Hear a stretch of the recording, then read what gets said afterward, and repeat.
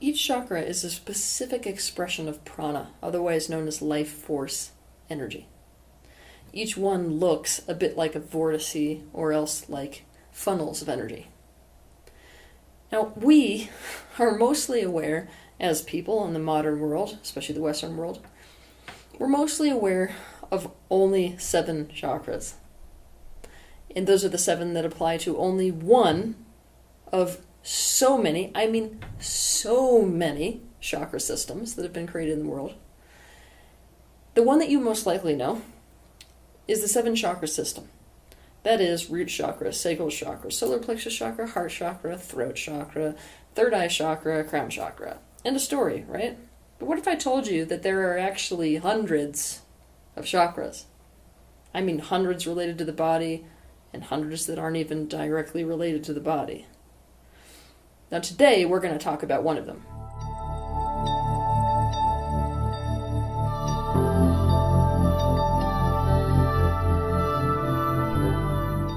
When it comes to different chakra systems, not everybody actually agrees on the numbering of the chakras.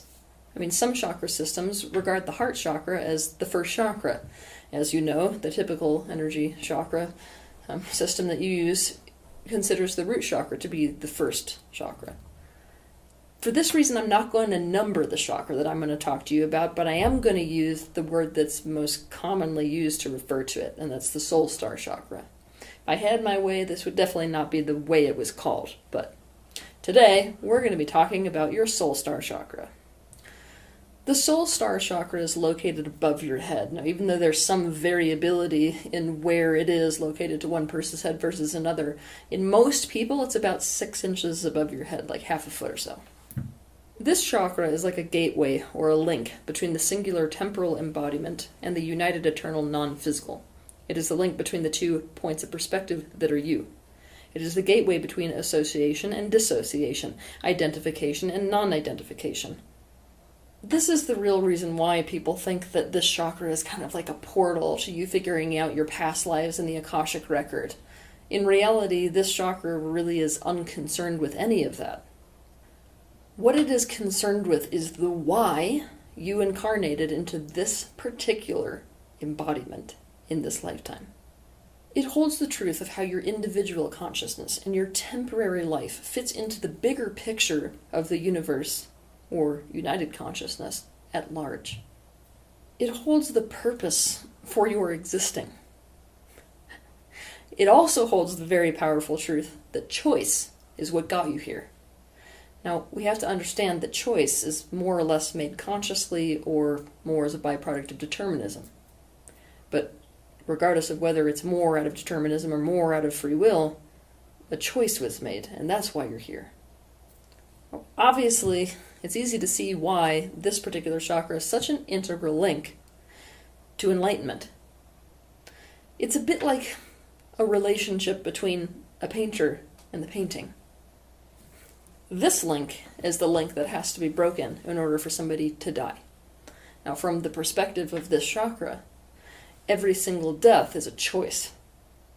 I know that's pretty hard for you to relate to in your physical perspective, but what it means is that for death to occur, the frequency that is being held, including the choice, on behalf of one of your 2 perspectives, your physical perspective, must withdraw from physical. When people dissociate from their physical perspective, they do so through this gate, and they leave more or less of their own stream of energy going into the physical. Now, obviously, there's lots of shades of gray here relative to how much energy you leave going through this gate. A baby stuck in a crib, powerless, with none of its needs met, is often in enough pain that this withdrawal happens. This person is more committed to non-physical than physical, but as a coping mechanism.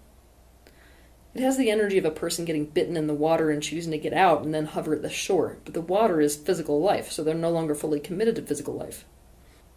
The vast majority of spiritual teachers alive today, in fact, exist in this state and teach from this state. They teach from a state of dissociation from physicality. When someone has a near-death experience, they withdraw their energy back through this gate. They reconnect with the original intention they made for coming into this life. They may have experiences with all of this other side of the link, that which is non-physical. Based off of that, they recommit. They again make the conscious choice to come back through and commit into the physical. There are many understandable misconceptions that people have about this chakra. I mean, you can understand why people would think the things that they do, understanding some of the qualities of this chakra, shall we say. But here's one of the most common misconceptions. It's that spiritual people have more in alignment soul star chakras. In fact, the opposite is usually the case. It is usually not the case because they are often uncommitted to half of the equation of this link. They often view physical life as some kind of test they're being put through in order to transcend it, and that the goal is to disconnect from the illusion of physical life. In fact, someone who has no awareness of the non-physical and is totally physically committed to their physical life usually has a more in alignment soul chakra.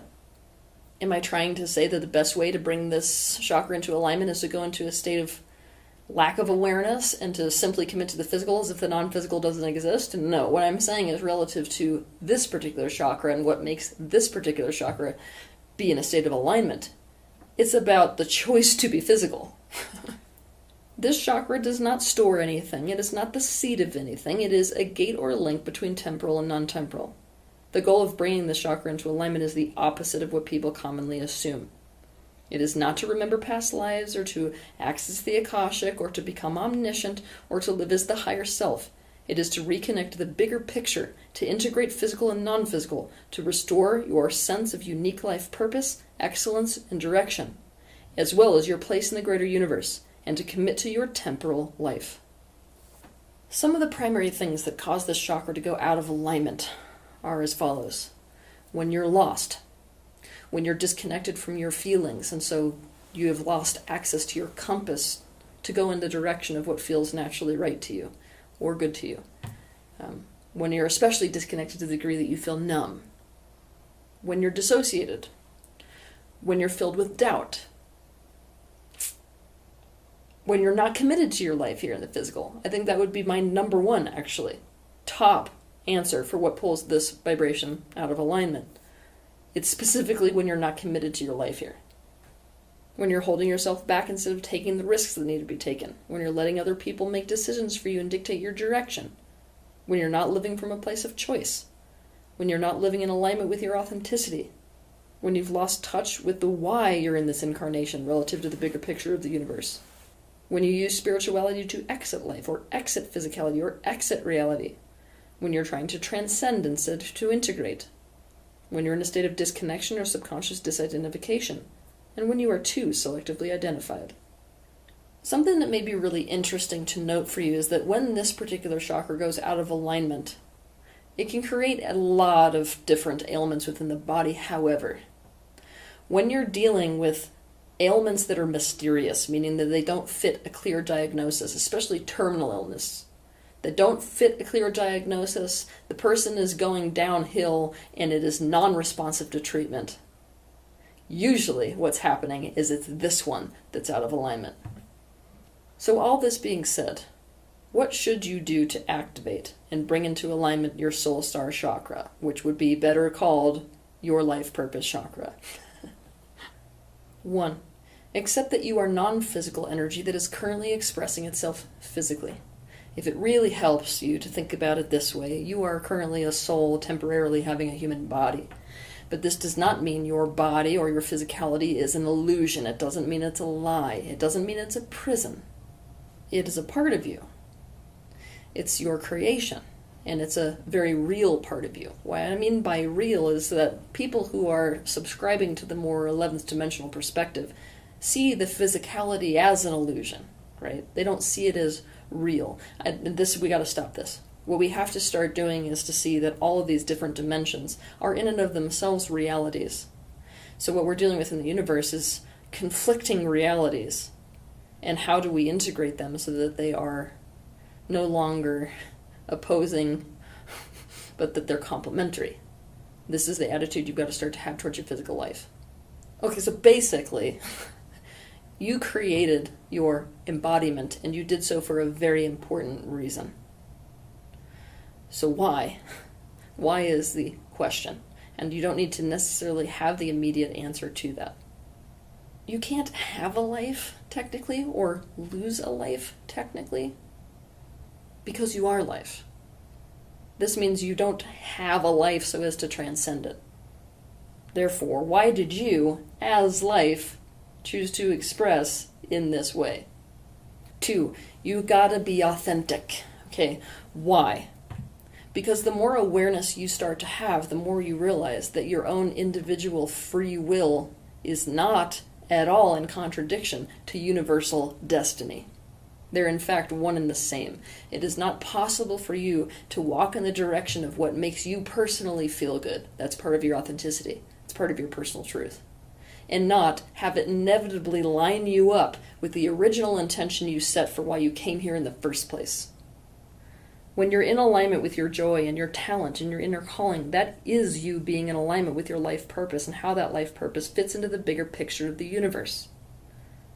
So you begin to really see and own up to and follow your own innate truths. To learn more about this, watch my video titled How to Be Authentic. 3, commit to life. Commit to incarnation. What commitment is to put your energy and your focus, therefore, into something. If you're not committed to your life, you're sitting on the fences. You haven't put your energy into life, so you can't even sit here and be upset that something amazing hasn't happened with it. To understand more about this, watch my videos titled How to Get Over the Fear of Commitment and Find Your Subconscious Core Life Commitment. Can you see how you haven't been committed to your life and your time here in this physical time-space reality? For example, one person might not be meditating because they're in a state of avoidance of meditating because to meditate is to really be committed to their life here. Another person potentially meditates because they're not committed to life, because meditation is their method of escapism. The purpose inherent in the soul star chakra is to integrate non-physical with physical. 4, the colors that are associated with and that activate this particular chakra is white and silver. I notice that silver works better usually. However, any one of those 2 colors. You can wear these colors, but the thing that actually creates the most resonance, shall we say, within this chakra is when you're imagining flooding your entire being with these colors. 5, this chakra is intensely influenced by meditation, especially meditations whose aim is to reestablish the bigger picture or objective perspective and deliberate disidentification exercises. It is also especially responsive to the energy of the Merkaba and the Star of David. 6, use herbs and essential oils. For your benefit, I've compiled a list of those that I notice in all people actually cause the greatest resonance within this particular chakra, or that activate it and bring it into alignment, the very best. The first is your own spirit plant. Now I know that for some of you, you don't understand what the hell I mean by that, and for those of you who feel that way, I made a whole video about it. It's titled Spirit Plant. My top pick is Neroli, followed by Salvia, Roman Chamomile, White Angelica, Witch Hazel, White Sage, Bergamot, Cypress, Frankincense, Hyssop, and the combination of sandalwood and cedarwood together. 7, attune yourself to certain minerals. Just like I've done with the herbs, I've also compiled a list of those that activate and to create alignment the very best in the soul star chakra. They're as follows: silver, iron, phenacite, ametrine, herderite, selenite, diamond, datolite, magnesite, Lemurian crystal, danburite, celestite, charoite, golden obsidian, rhodonite, pyrite, pedalite, fossils, bogie stones, and nickel. 8, do breath work and breathing exercises. The breath is an interesting thing because it too is like a link, just like the soul star chakra. It's a link between physical and non-physical.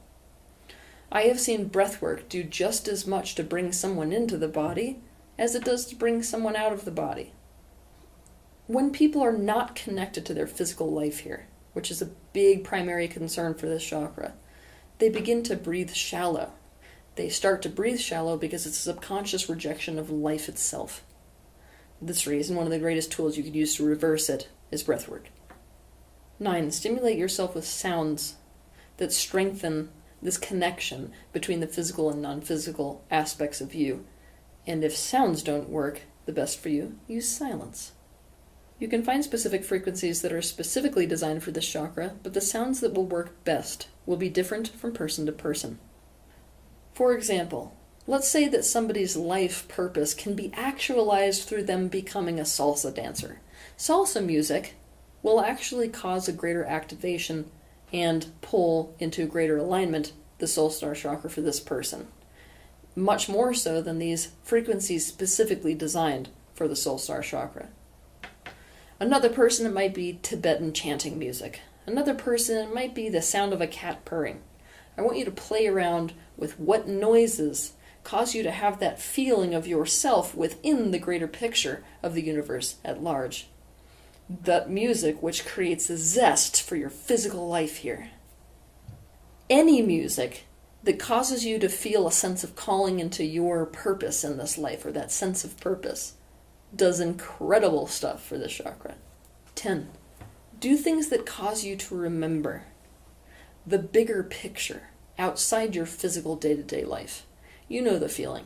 It's tempting when you're really stuck and bogged down in your physical day-to-day life without that awareness to sort of, go about your day losing that bigger picture. When you're in certain scenarios that cause you to think about the life that's bigger than this little life and the life that's bigger than your car problems, it does amazing things for this chakra. But then, instead of using that as an escape, really integrate that awareness of the bigger picture with what you're doing in your day-to-day life. When somebody achieves enlightenment, I got issues with that achievement of enlightenment thing in general, but for the sake of your understanding, when somebody achieves a state of enlightenment, what happens is almost nothing. They go back to the same task they did before. They chop wood, they carry water, they do the dishes. In today's world, they drive the car to the car repair shop. What it is that the perspective that they have when they are doing that changes the quality of the experience of doing that thing completely. 11. Do not use spirituality in any way, shape, or form as a method of dissociating from, escaping from, transcending, or avoiding your physical life. And yes, I mean anything associated with physical existence. Instead, see your life as an opportunity for your soul to canvas itself physically. Fall in love with the physical instead. You're being called by the soul star chakra to stretch and hold both the truths of the temporal and the truths of the non-temporal. By intentionally doing things that activate and stimulate your soul star chakra, you are going to be stepping closer into alignment with your unique purpose. That includes your unique purpose within the universe at large in the bigger picture. Doing so means that you will be the integration between non-temporal and temporal. And it also means that you will develop one hell of a zest for life. Have a good week.